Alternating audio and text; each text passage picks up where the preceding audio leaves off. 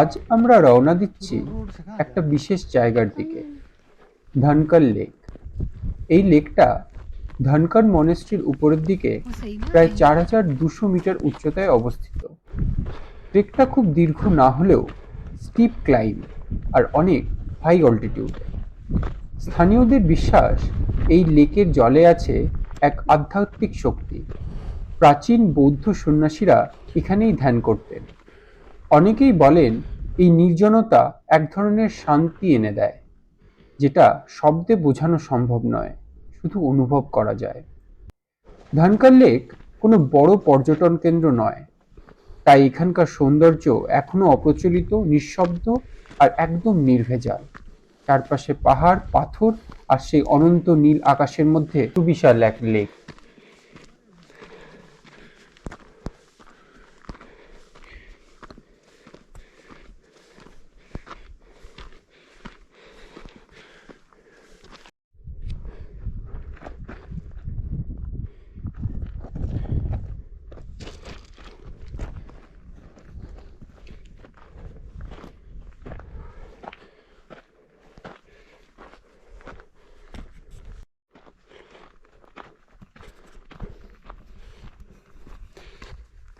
আমি এখন যাচ্ছি ধনকর লেকে, নিচে ধনকর মনেস্ট্রি।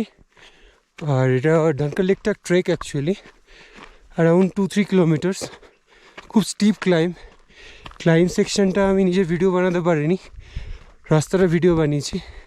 ওটা আশা করি আগের ভিডিওটায় তোমরা দেখেছো। এখন এই উঠে আসার পর একটু ভ্যালি প্যাচ ওয়ার্ক আছে, আর এরকম কিছু ঝোপ বলতে পারো, এরকম কিছু গাছ আছে। বাকি আর কোনো রকমের ভেজিটেশনস এই এরিয়াটায় নেই। সাধারণত এপ্রিল মাসটাতে পুরোপুরি স্নোতে ঢাকা থাকে এটা। এখানকার লোক বলছে এই বছরই কেবল মার্চের এন্ডেই এটা খুলে গেছে। আমাদের আগে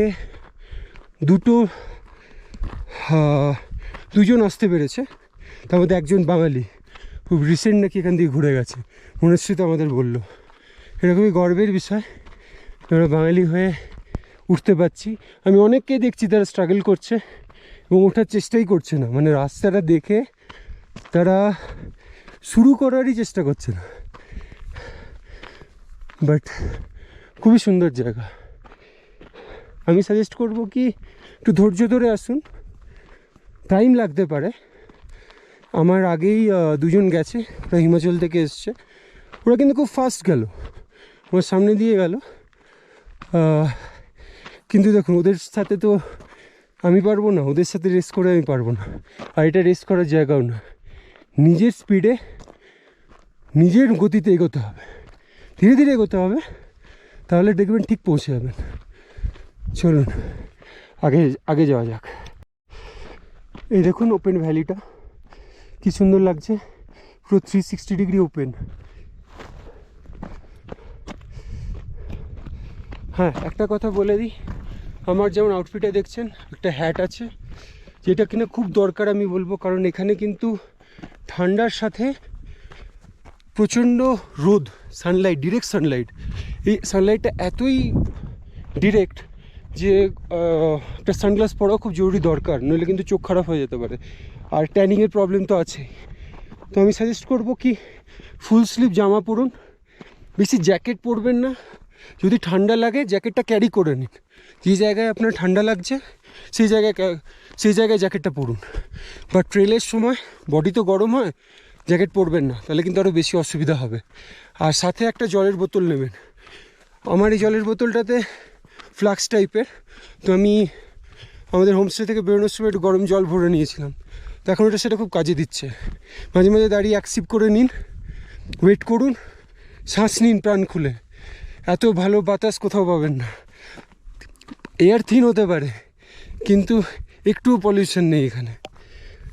প্রাণ ভরে শ্বাস নিন আর ধীরে ধীরে এগোন। দেখুন কীরকম লেক।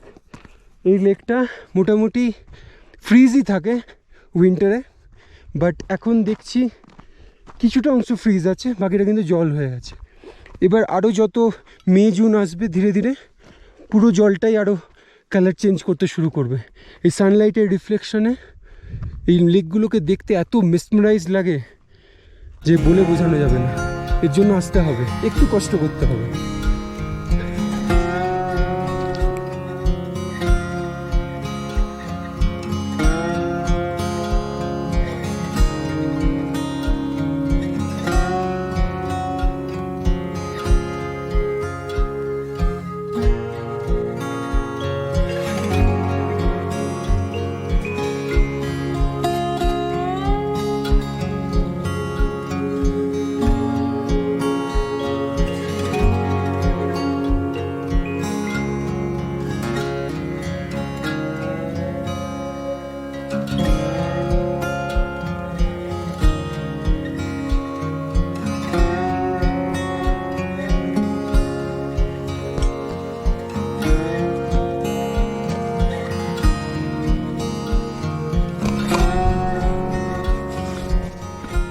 চলুন আপনাদের একটু জলটা দেখায়।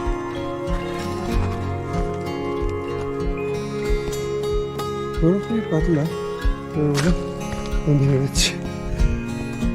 খুব সুন্দর একটা ঘুরতে পারি, যদি সময় থাকে না হাতে, আমি বলবো একটা রাউন্ড করুন সুন্দরভাবে, একটা রাউন্ড মেরে ওই দিক থেকে ঘুরে গিয়ে ওই রাস্তাটা মেন রাস্তায় মিশবে। একটু এনজয় করুন এই জায়গাটা। ড্রোন থাকলে ড্রোন আনুন।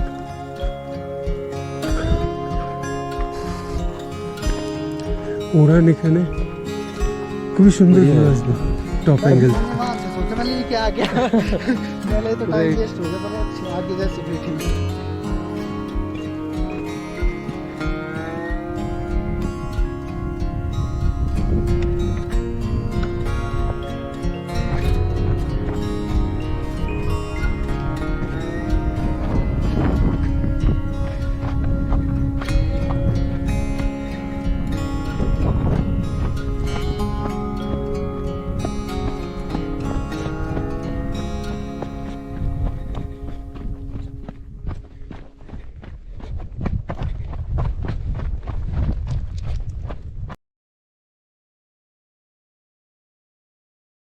এবার নামার পালা। ওই দূরে দেখা যাচ্ছে ধানকার মনেস্ট্রি। নামার সময় দেখলাম দল বেঁধে অনেকেই ধানকার লেকের দিকে উঠছে। তারা তো এখনো জানে না কতটা উচ্চতায় উঠতে হবে, কতটা পরিশ্রম।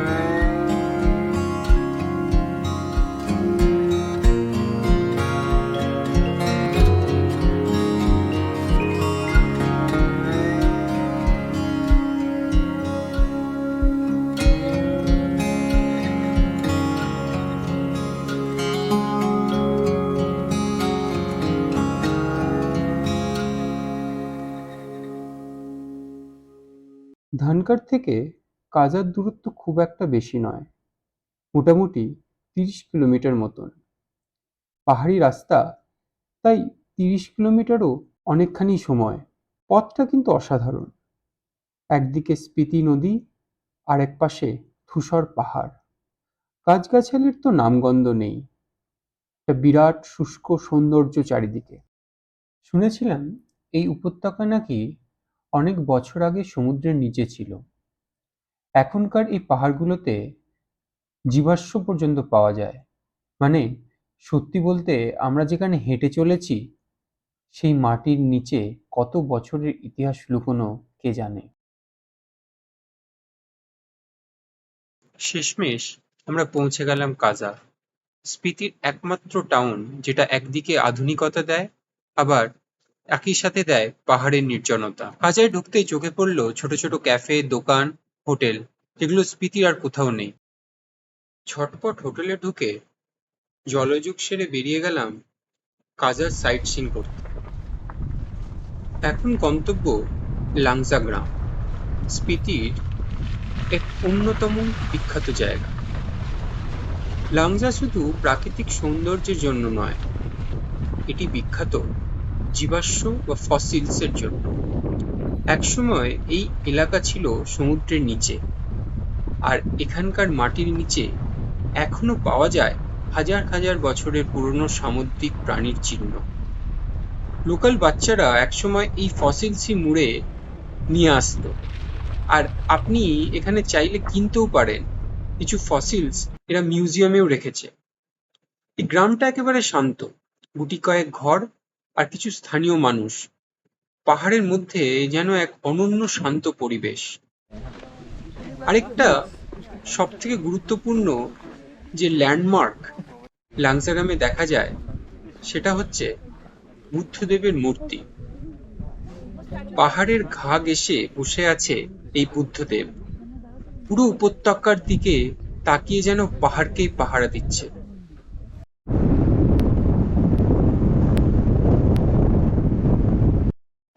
এই যে এখন আমরা ধীরে ধীরে উঠছি আরেকটা অদ্ভুত সুন্দর জায়গার দিকে, কমিক গ্রাম।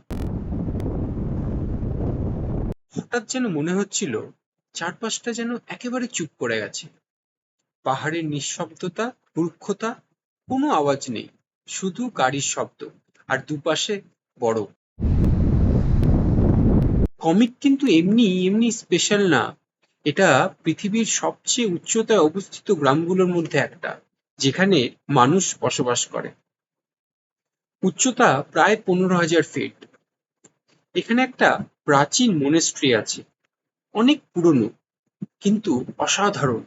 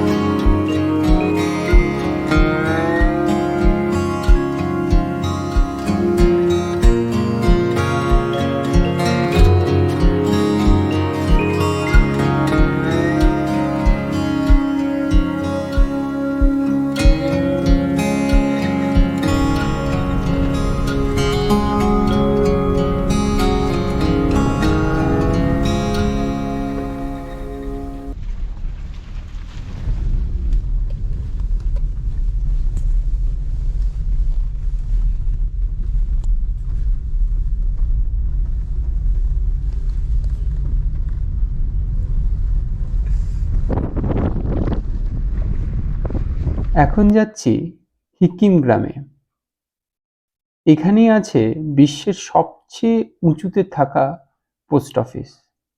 হ্যাঁ, ঠিক শুনেছেন, 14,500 ফিট উচ্চতায় থাকা এই পোস্ট অফিসে এখনো চিঠি যায়। এমনকি অনেকেই এখানে এসে নিজেদের বাড়িতে প্রিয়জনদের কাছে নিজের হাতের লেখা চিঠি এই পোস্ট অফিসের মাধ্যমেই পাঠান। आज स्पीति रोड का मजे लो गड़ गड़ गड़ गड़ गड़ गड़ गड़ गड़ गड़ गड़ गड़ गड़ गड़ करते हुए। পোস্ট অফিসটা এখন একটু আধুনিক করেছে, কিন্তু কিছুকাল আগে পর্যন্ত যেন মনে হতো টাইম মেশিনে ফিরে এসেছি। Start. Where are you from? I'm from Sirmur, Shimla. Okay, seamless. এখন যাকে দেখালাম তিনি গ্রুপ ক্যাপ্টেন, টিম নিয়ে স্পিতি ঘুরতে নিয়ে আসেন। আর তিনিই বললেন উইন্টারে আসতে, উইন্টারে নাকি স্পিতি আরো সুন্দর। চলুন এরপর প্রবেশ করি অন্দরমহলে, যার জন্য এত উচ্চতায় আসা। টুইটার আর ফেসবুকের জমানায় আমরা ভুলেই গেছি কিভাবে চিঠি লিখতে হয়। আজ তাই এই 14,000 ফিট এসে দেখি কিভাবে সেই পুরনো দিনের চিঠি কিভাবে লেখা হয়, আর সেই ডাকমাস্টার কিভাবে স্ট্যাম্প মেরে তা আমাদের জন্য পৌঁছে দেন।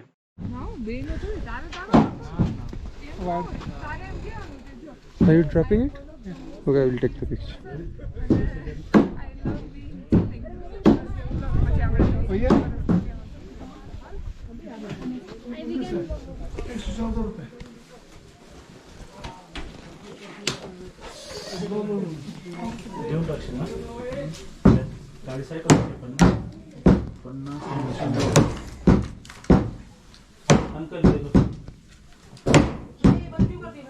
अरे वो फोटो निकालने के लिए बंद कर। এখানে দাঁড়িয়ে একটা চিঠি লিখে ফেললাম আমিও। ঠিকানা ভবিষ্যতের আমি।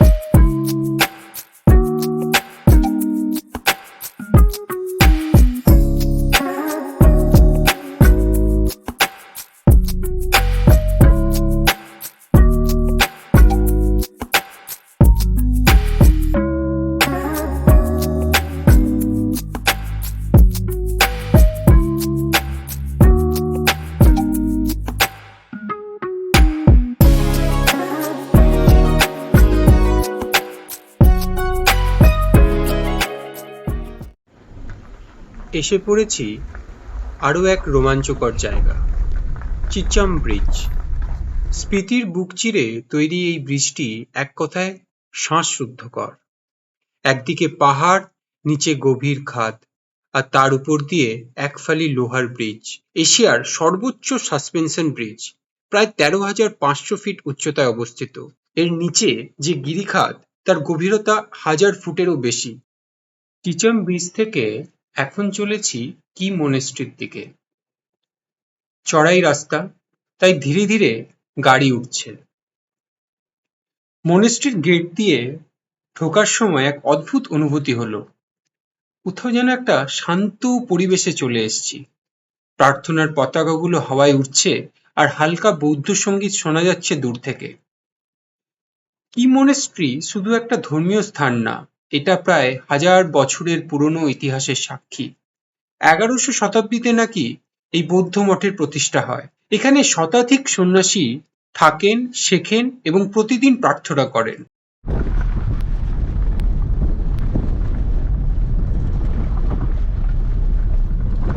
দিন শেষে এখন ফিরছি হোটেলে। দিন শেষ হলেও রোমাঞ্চ কিন্তু শেষ হচ্ছে না।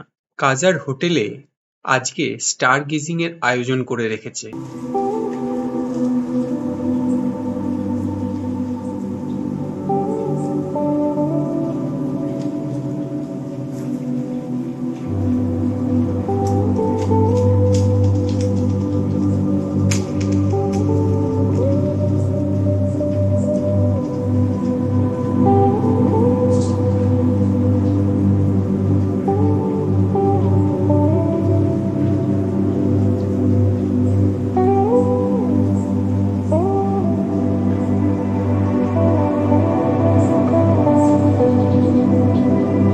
খোলা ছাদের নিচে এই মায়াবী সন্ধ্যায় আকাশের তারা দেখতে কিরকম লাগে আসুন দেখে নিই।